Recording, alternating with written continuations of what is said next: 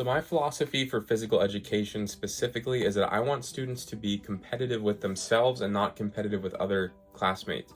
What that means is I want students to know they're doing well by comparing their grades and their achievements and their times against what they have done prior in the year. I don't want students comparing themselves to other students. If we're running a mile, I don't want a student comparing their mile time to other students. I don't mind if they do that because they enjoy doing it and it's something that they like to do in a competitive nature or a fun way. And of course, I don't mind that at all.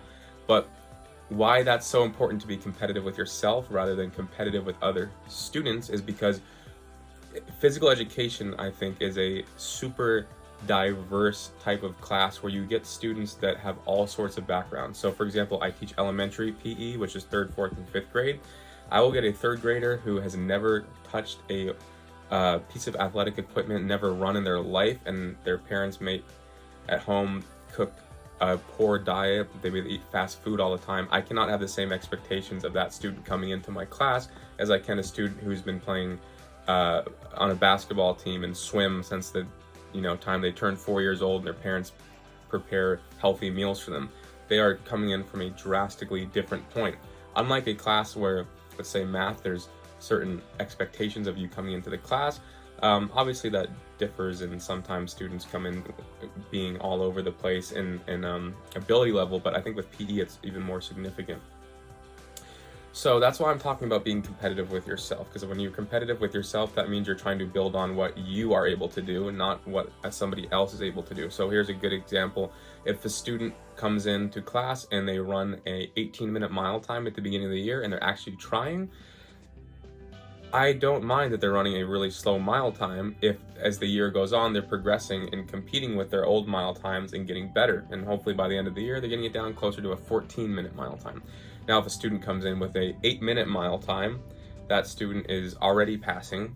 And my goal for that student is to not compare themselves to the 18-minute student, the same way I don't want the 18-minute student to compare themselves to the 8-minute student, because it's unrealistic in both ways.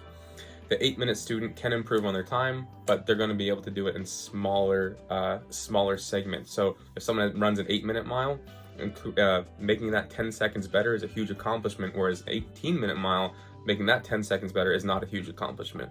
But what a big accomplishment is getting it down to 14, which is still very reasonable. So those students that come in with less preparation, I'm a lot more understanding, and I base their grades off of their own achievements and how much progress they've made compared to themselves, not compared to other students.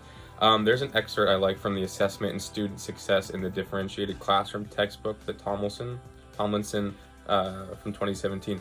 She says, if teachers strongly believe in the ability of their content and curriculum to improve students' prospects and lives and in the worth and potential of their students, it follows that they would be eager to know how each student is progressing towards achieving important learning goals. What that means is, kind of goes along with what I'm saying, the differentiation in the classroom, where I care about my students achieving specific goals that are set by their abilities coming into class, not compared to what a student should have.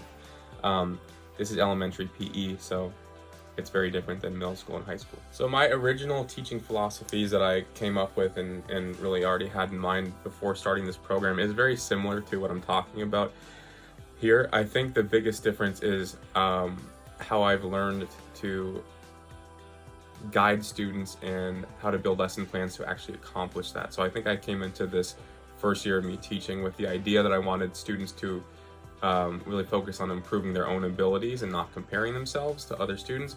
I think I already knew that. Actually, I know I already had that thought, but I don't think I knew how to execute it. And I think this full year that I've had of getting my teaching certification, and on top of that, actually teaching my own class for the first time, I really learned how I can do that and implement it rather than just having it as a philosophy.